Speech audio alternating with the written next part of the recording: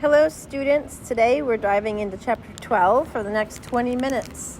Let's see what happens next to Miles on his mission. Page 227.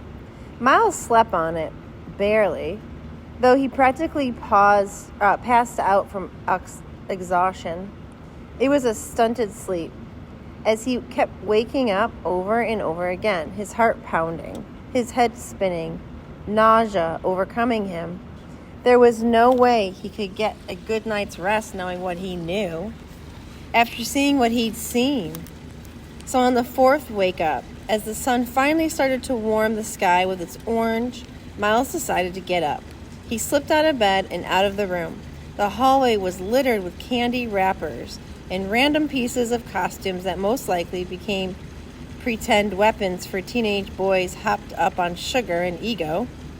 Once Miles made it to the bathroom, empty but still damp, he climbed onto one of the shower stalls and turned it on, the cold water sending a shock through his body before warming quickly to hot.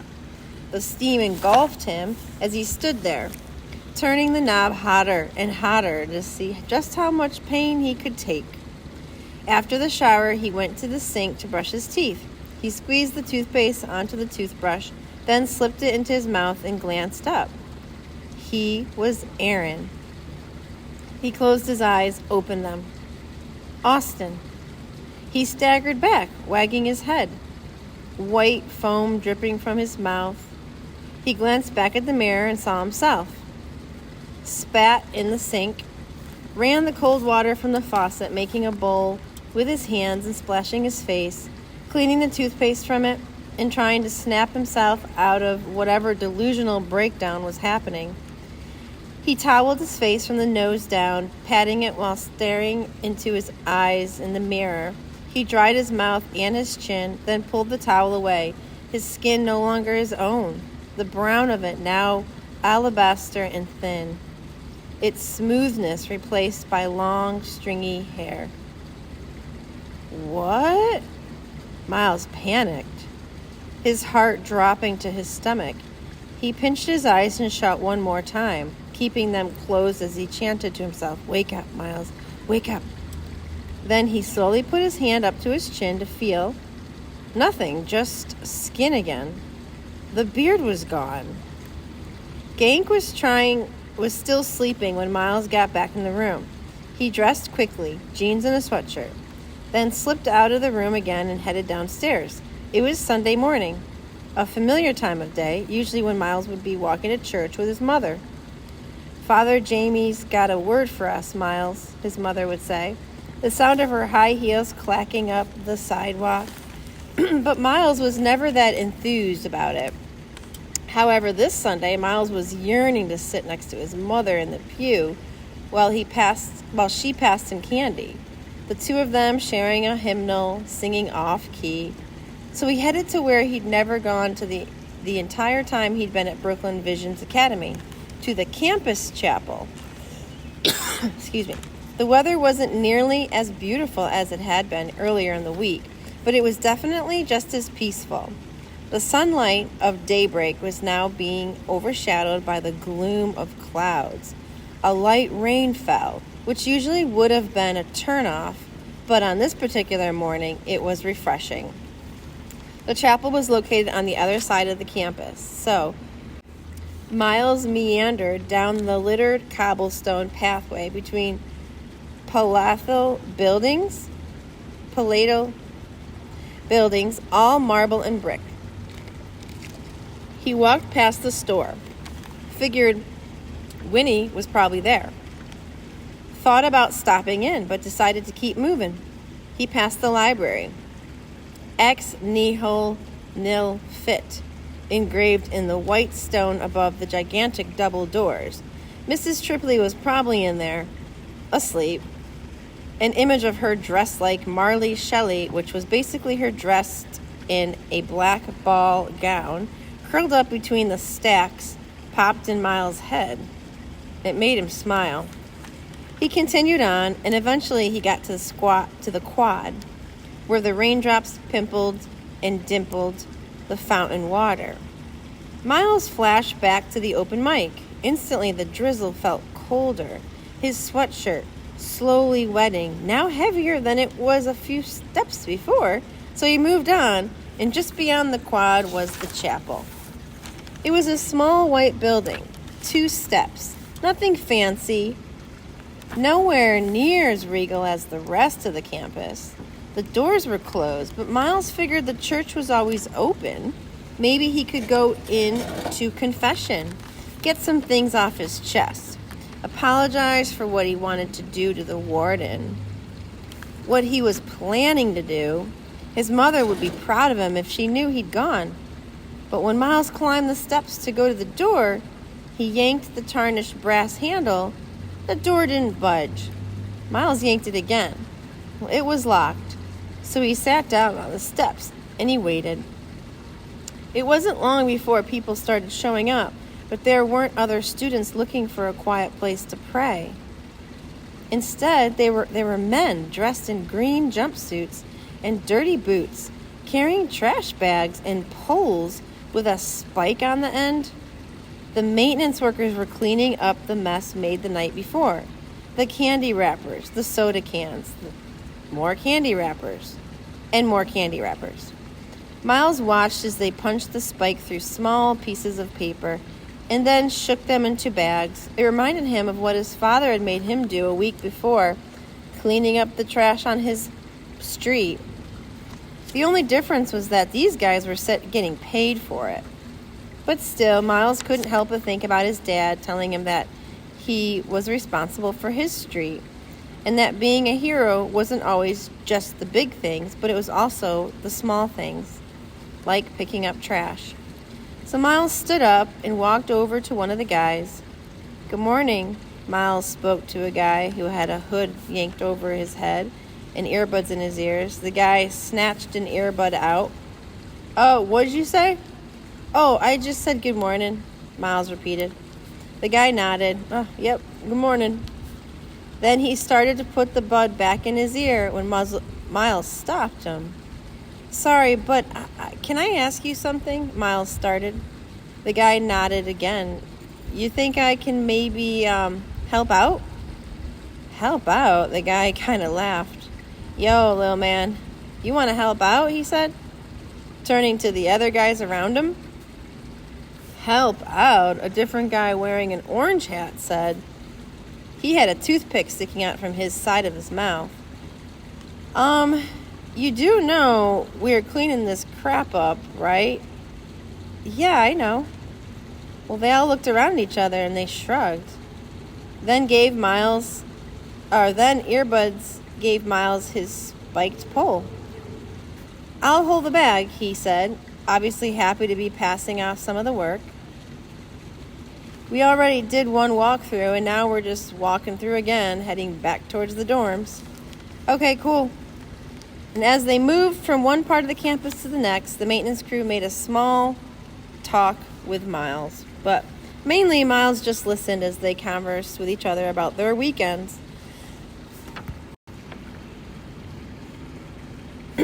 "Yo, any of y'all ever had the catfish at Peach's?" Orange Hat asked. "Peaches?" This guy with a beard, low but thick like black felt.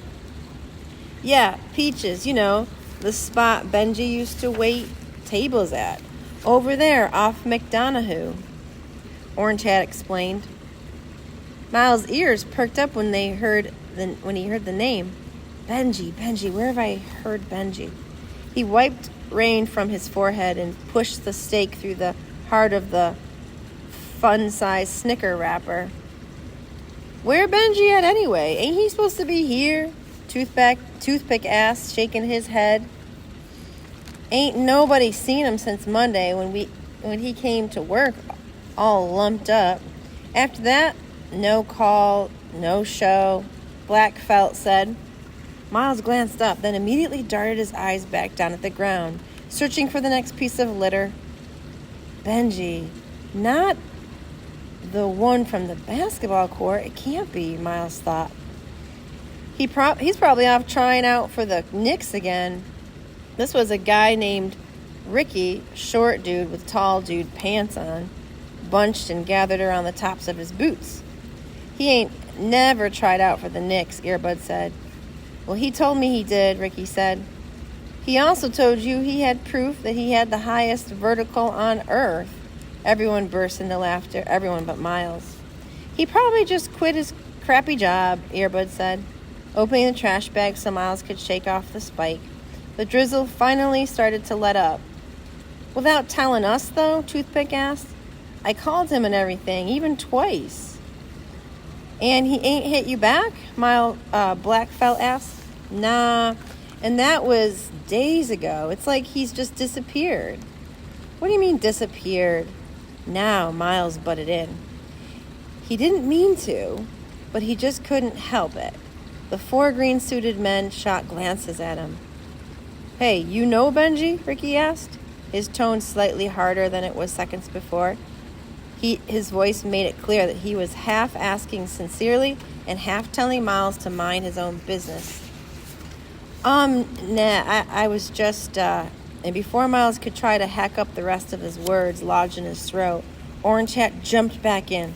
Yo, whatever. The point is, if y'all ain't never had the catfish from that spot, Peaches, do yourself a favor. They got cornmeal, batter, and all that mad good.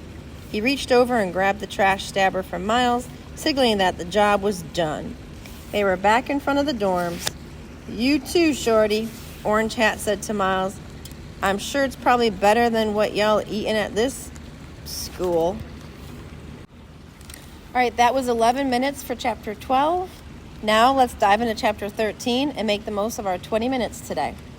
Chapter 13, page 234.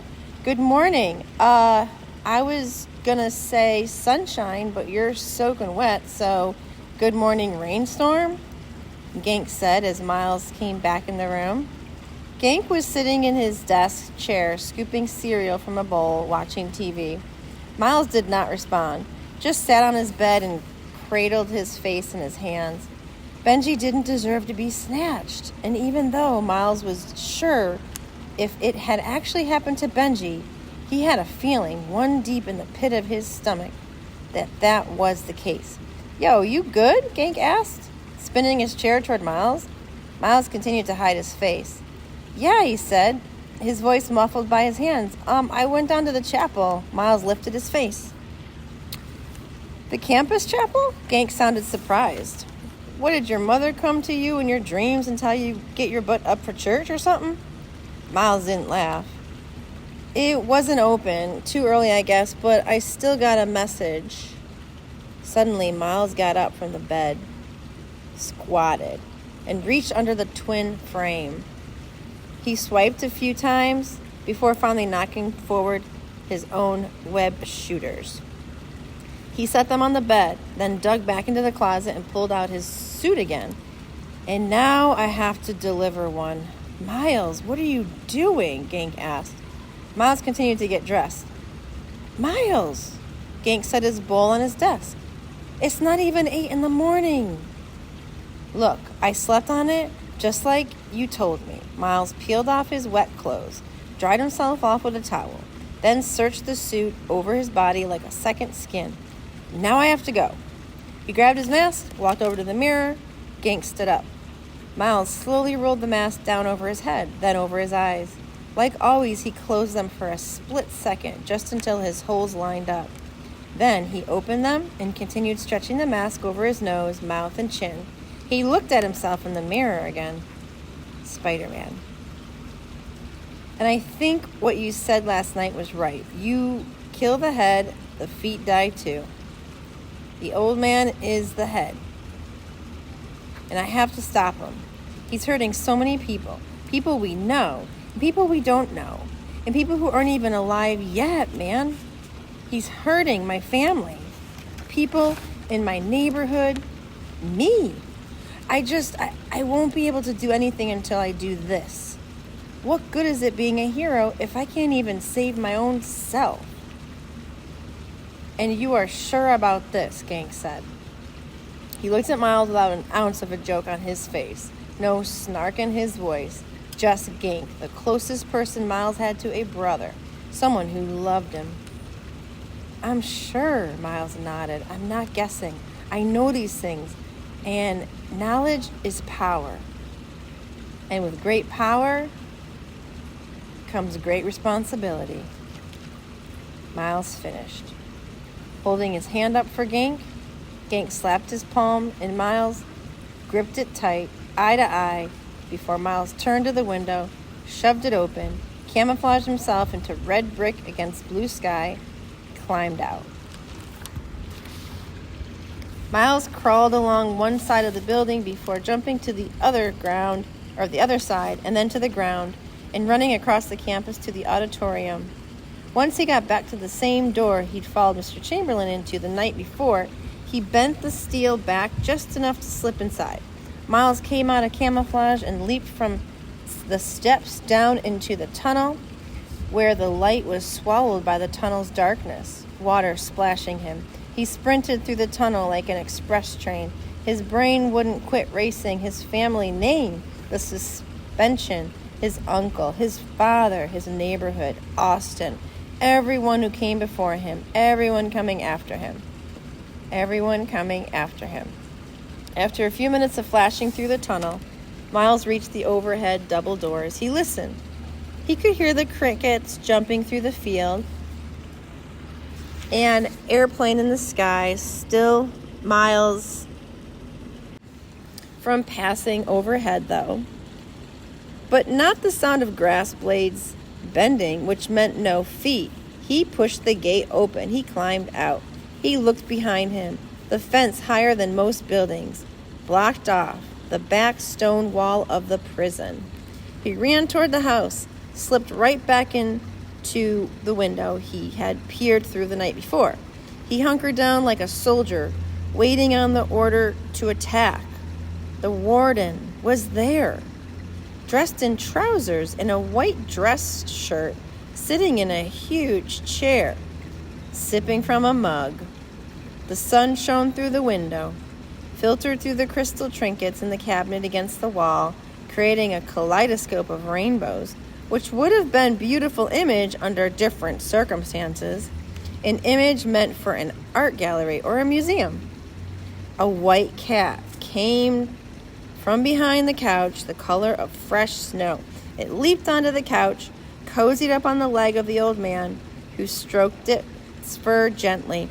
Miles could hear the cat purring, soft, satisfied rumble as the cat licked around its own mouth, stretching it into a fang-brushing yawn. Again, Miles looked on, mesmerized by how sweet it all seemed. A rich man enjoying Sunday morning with his pet cat. Miles had always wanted a pet. Not a cat, though. He preferred dogs. But his father always said having a dog was like having another child, another mouth to feed. And who's going to walk it? And what if it bites you, Miles? His father would say. And whenever Miles would try to argue that it wouldn't bite, his father would say, if it got teeth, it'll bite. And that sweet-looking cat had teeth.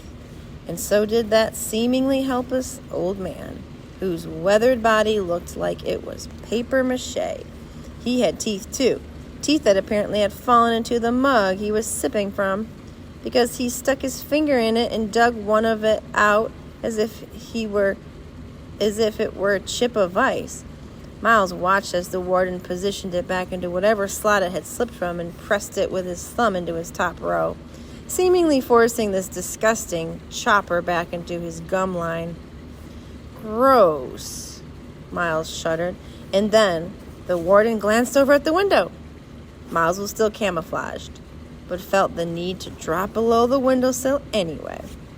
He immediately felt silly and stood up, knowing that he looked like grass, sky, stone, and gate.